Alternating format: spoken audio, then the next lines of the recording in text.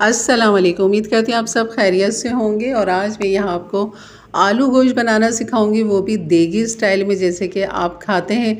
देगी स्टाइल में यहाँ पर बनाएंगे। एक नॉर्मल घर में जो तरीका होता है बनाने का वो भी इंशाल्लाह आपके साथ शेयर करूँगी, लेकिन यहाँ आज मैं आपको देगी कौरमा नहीं, देगी आलू गोश्त मसाला यहाँ पे बनाना बताऊँगी। और यहाँ पर मैंने गरम मसाला ले लिया, काली मिर्च हाफ़ टी स्पून, छोटी इलायची 2 अदद, बड़ी इलायची 1 अदद, दालचीनी के 1-2 टुकड़े, सफ़ेद ज़ीरा हाफ़ टी स्पून और लौंग ले ली थी मैंने 3 से 4 अदद। तो यहाँ मैंने घी में पकाना है, क्योंकि घी में ही ये मतलब कि खाने जो होते हैं नहारी पाए और इस तरह के देगी जितने भी खाने होते हैं सब घी के अंदर बनते हैं। तकरीबन हाफ़ कप से ज़्यादा ले लिया था। और ये है धनिया, साबुत धनिया, जिसको मैं घर में ही पीसती हूँ। इससे भी खाने में बहुत लज्जत आती है आपके घर के पिसे हुए मसालों से। तो जैसे ही गरम मसाले में हल्की सी खुशबू आने लग जाए फ़ौरन आप डाल दें अदरक लहसुन का पेस्ट 2 टीस्पून मैंने भर के डाला, या 1 टेबल स्पून डाल दें। यह है आधा किलो बीफ का गोश्त हड्डी वाला। और यहाँ पर मैंने इसको खूब अच्छा सा धो के छन्नी में रखा हुआ था ताकि पानी निकल जाए। बस इसकी करनी अब यहाँ पे भुनाई। सारी जो हमारी मेहनत है ना वो शुरू में ही है, और शुरू की मेहनत ही आपको आखिर के खाने में लज्जत और जायका देगी। तो यहाँ पे सबसे पहले हमने अदरक लहसुन के साथ गोश्त को भून लेना खूब पलटते हुए। अब इसके अंदर ये मसाले का मेरा डब्बा, जो कि पिसा हुआ धनिया मैंने पीसा था, वो मैं इसमें भर दूँगी। और यही मसाला मैं इसमें डालूँगी। तकरीबन 3 टीस्पून मैंने डाल दिए थे। और लाल मिर्च यहाँ पर डाल देंगे 1 टीस्पून, और हल्दी डाल देंगे हाफ़ टी स्पून। और प्याज और हरी मिर्च को मैंने पीस के रखा हुआ है अलग से। तकरीबन ढाई प्याज होंगे, ढाई से मतलब 2 बड़ी प्याज दी थी और 1 आधी प्याज मैंने ले ली थी।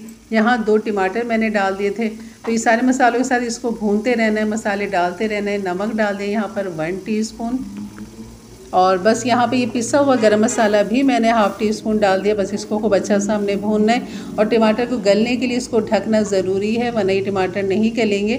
तो मैं यहाँ पर जो है इसको ढक दूँगी। पानी मैंने नहीं डाला, टमाटर का अपना ही पानी में ये गल जाएगा। बिल्कुल हल्की आंच, दम वाली आंच पे रख दें ताकि टमाटर खूब अच्छे से गल जाए।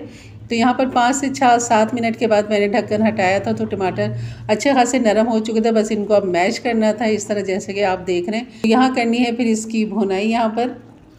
और मज़ीद जो हमने इसको और मज़ीद फ्लेवर देने के लिए जो डालना है, तो यकीन करिए देगी जो कौरवे जहन में आया जा रहा है।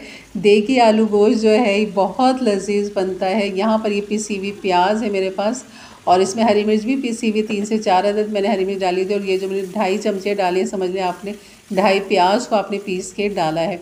तो यहाँ पर ये मसाले को अब हमने मतलब कि भूनना है यहाँ पे खूब अच्छा सा मसालों के साथ प्याज को। और खूब अच्छा सा भूनेंगे इतना कि जैसे कि दानेदार हो जाए, घी अलग हो जाए, मसाला फटा फटा सा हो जाए। तो यहाँ पे भी मैंने ढक दिया था प्याज डालने के बाद 5 मिनट के लिए। उसके बाद ढक्कन हटाएंगे, आपको प्याज जो मतलब कि मसाला काफ़ी अच्छा दानेदार नज़र आना शुरू हो गया है। तो यहाँ पर डाल देंगे आधा पाव दही, और फेंटी हुई दही डालिएगा यहाँ पर, और फेंट के डालिएगा, क्योंकि वरना वो लम्स बन जाते हैं तो वो फटे फटे से शोरबे में नज़र आते हैं तो वो अच्छे नहीं लगते। तो यहाँ पर खूब अच्छा सा हमने दही का पानी भी ड्राई करना है, भूनना है।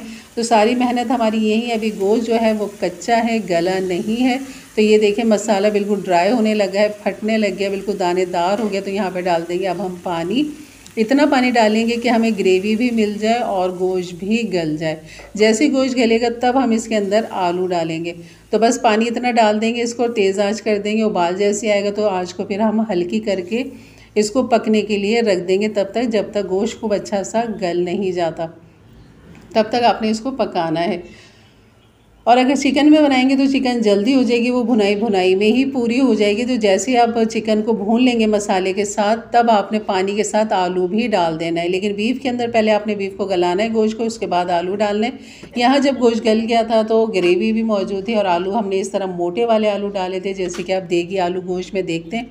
इस तरह मोटे आलू आपने काट के डाल देने और इसको गलने के लिए रख देना है। 15 मिनट तकरीबन जल्दी गल जाते हैं ये आलू।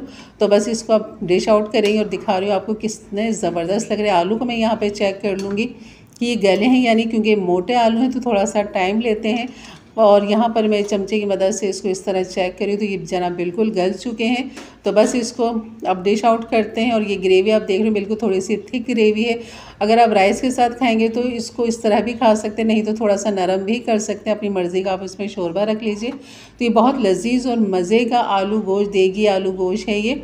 इंशाल्लाह एक नॉर्मल तरीके से जो हम लोग घरों में बनाते हैं इस तरह भी आपको इंशाल्लाह आप इसकी रेसिपी दूंगी, लेकिन अभी तो आप इंजॉय कीजिए इससे देगी आलू गोश्त के साथ और मंगा लीजिए तंदूरी नान गर्मा गर्म। और ये थी मेरी आज की रेसिपी। यकीनन अच्छी लगी हुई तो लाइक कर दीजिएगा, मेरे चैनल पे नए हैं तो ज़रूर सब्सक्राइब कर दें, बेल के बटन को क्लिक कर दें, ऑल के बटन को प्रेस कर दें ताकि मेरी वीडियो आपको सबसे पहले मिलती रहे। तो आप इसका लुक देख सकते हैं, किसी कौरमे से बिल्कुल भी कम नहीं है। तो ज़रूर बनाइएगा, अपनी ईद की दावतों में बनाइएगा। बिल्कुल जनाब ये दावतों वाली डिश है, ये बिल्कुल देगी आलू गोश्त। तो इजाज़त दीजिए, अपना ख्याल रखें, अल्लाह हाफ़िज़।